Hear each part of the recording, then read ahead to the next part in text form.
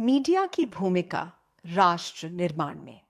उम्मीद, उत्साह, उमंग से भरे हुए ये शब्द, मगर जब इन पर लिखने बैठी तो कलम थोड़ी सहमी। मैं क्षणभंगुर। भारत सनातन, सदा से था, सदा है, सदा रहेगा। मैं मीडिया, इस सनातन का निर्माण कैसे कर सकती हूँ? मैं हिमालय नहीं बना सकती, बस उसके मौन को सुन सकती हूँ। मैं गंगा नहीं बहा सकती, बस उसकी धार में अनेकों प्रतिबिंब देख सकती हूँ। वेदों के मंत्र मैंने नहीं रचे, पर उनके अर्थ अब भी मेरी सांसों में उतर सकते हैं। कबीर, नानक, बासवन्ना, अंदाल, रैदास, बुद्ध, महावीर, इन्हें मैं नहीं गढ़ सकती, पर जब याद करती हूँ वो मेरे भीतर फिर से जीवित हो सकते हैं। इस भूमि के लोगों के भीतर जो आत्मीयता है, रस है, आनंद है, मैं उसे नहीं बना सकती, मगर मैं उसे जगा सकती हूँ, याद दिला सकती हूँ। यही तो मेरा काम है, स्मरण। भारत स्मरण कर सकती हूँ, करा सकती हूँ। स्मृति ताजा कर सकती हूँ। जो धूल पड़ गई है भारत के दर्पण में, उसको हटा सकती हूँ। नेशन बिल्डिंग दुनिया के लिए नक्शे, सत्ता और साम्राज्यवाद की कहानी है, पर भारत के लिए स्मृति है, सनातन धुन जो दिल में बसी है। मैं मीडिया उस स्मृति को ताजा कर सकती हूँ, अपने को अपने होने की याद दिला सकती हूँ। स्मरण में ही सृजन का बीज छिपा है, और यही सृजन शक्ति भारत को हर नई चुनौती के बीच नवीन और जीवंत बनाए रखती है। मगर मैं मीडिया ये भारत स्मरण कैसे करूं? जल्दी बोलो, जोर से बोलो, लगातार बोलो। मैं हर पल बोलती ही तो रहती हूं, ब्रेकिंग, ट्रेंडिंग, अपडेटिंग। और अगर मैं चुप रह जाऊं तो डर लगता है कि कहीं गायब ना हो जाऊं। भारतीयता की महक से कथाएं, कहानियां कैसे गुथूं जब मैं ही खुद भूल गई हूं? ठहरना, सुनना और मौन में अर्थ बुनना। कभी नाम भूला है किसी का? नाम पता है, जबान पर है, टिप ऑफ द टंग, मगर फिर भी भूल गया, याद ही नहीं आ रहा। फिर याद कैसे आता है? जी, एक जर्मन कहानी से बात थोड़ी साफ करती हूं। एक छोटे से लड़के कॉनरेड की। कॉनरेड के परिवार को कहानी सुनने सुनाने का बहुत शौक था, मगर परिवार बहुत दुखी था क्योंकि कॉनरेड कहानी नहीं कह सकता था।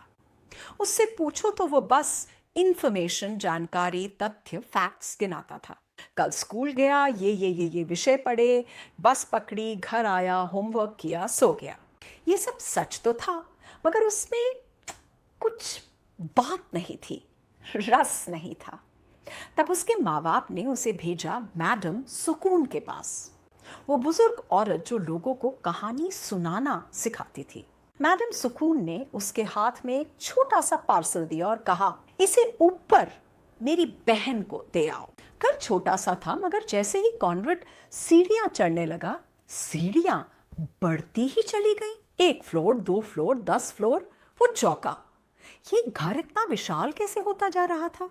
तभी एक दरवाजा खुला, अंदर से अजीब सी आवाज आई, शब्द पूरे उल्टे पुल्टे, गए तुम, आए हैं क्या, अब देखो होता। कॉनरेड को कुछ समझ नहीं आया, दिमाग पूरी तरह से अचंभित। वो फिसला और सीधे आकर गिरा मैडम सुकून की गोद में। मैडम सुकून ने जोर से डांटा, पार्सल कहाँ है? कॉनरेड गिड़गिड़ाया, खो गया। मैडम सुकून ने अपनी जेब से फिर वो ही पार्सल निकाला, उसको दिया और बोला, अब जाओ नीचे मेरे भाई को दे के आओ। फिर वही हुआ, घर फिर बड़ा हुआ, भाषा फिर गड़बड़ाई, दिमाग फिर घूमा, और कॉनरेड पूरी तरह से अचंभित वापस मैडम सुकून की गोद में आ गिरा। मैडम सुकून ने अब उठाया उसको और ये बाहर फेंका। कॉनरेड धम से गिरा और सामने क्या देखता है? उसका अपना घर। वो भागा अंदर, कहा, माँ माँ माँ सुनो ना, आज एक अद्भुत बात हुई। हुआ ऐसा कि उसकी माँ मुस्कुराई। मैडम सुकून ने उसके बेटे को कहानीकार बना दिया था। तो क्या बदला था?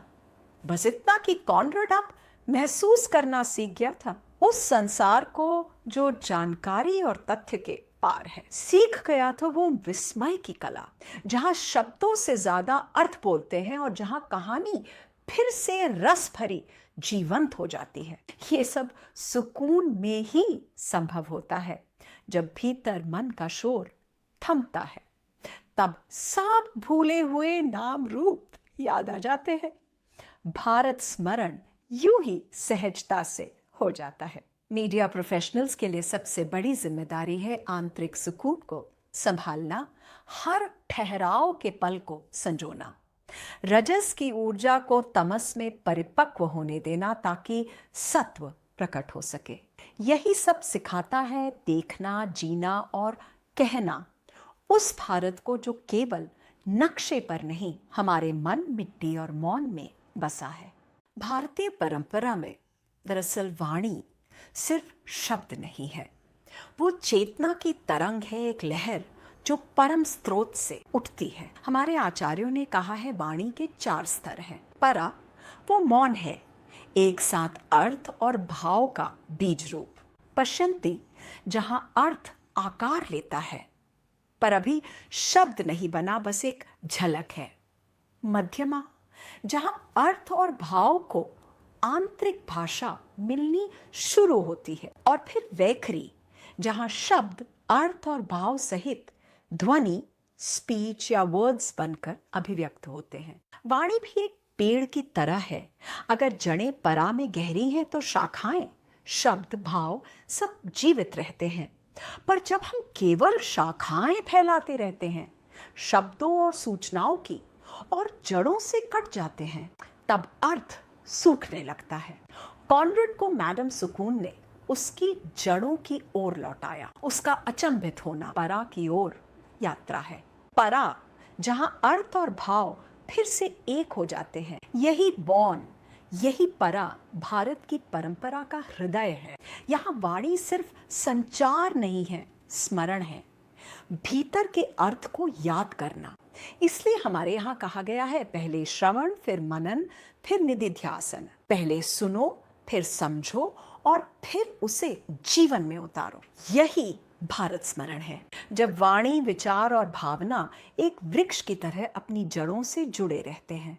जब हम बोलते हैं पर सुनते नहीं, जब हम दिखाते हैं पर देखते नहीं, तब हम अपनी जड़ों से कट जाते हैं।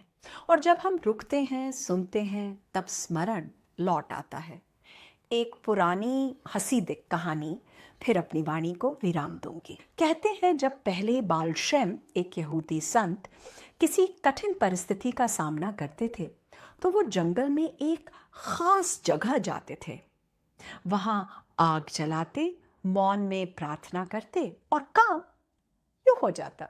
एक पीढ़ी बाद उनके शिष्य कठिन परिस्थितियों में उसी जंगल की उसी खास जगह जाते, मगर अब वो आग जलाना भूल गए, पर प्रार्थना याद रही। वो प्रार्थना करते और काम हो जाता। फिर तीसरी पीढ़ी आई, अब उनको ना आग जलाना याद रहा, ना प्रार्थना कहना, मगर अब भी वो खास जगह जंगल में याद रही।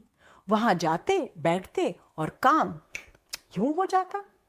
फिर एक और पीढ़ी बीती, कठिन परिस्थितियां आई, संतों को बुलाया गया। इस बार संत अपनी कुटिया में ही बैठकर बोले, अब ना हमें आग जलाना याद है, ना प्रार्थना, ना ही जंगल में वो खास जगह याद है, पर इन सब की हमें कहानियां याद हैं। और कहते हैं उस कहानी ने वो ही असर किया। प्रभु प्रसाद बरसा और काम फिर से हो गया। जब सब कुछ बुझा सा लगे, जब ना आग रहे, ना जंगल, ना ही प्रार्थना, तब भी कहानी रह जाती है। वो ही अंतिम चिंगारी है स्मरण की, जो जीवन में अर्थ को पुनः जागृत कर सकती है। जय हिंद।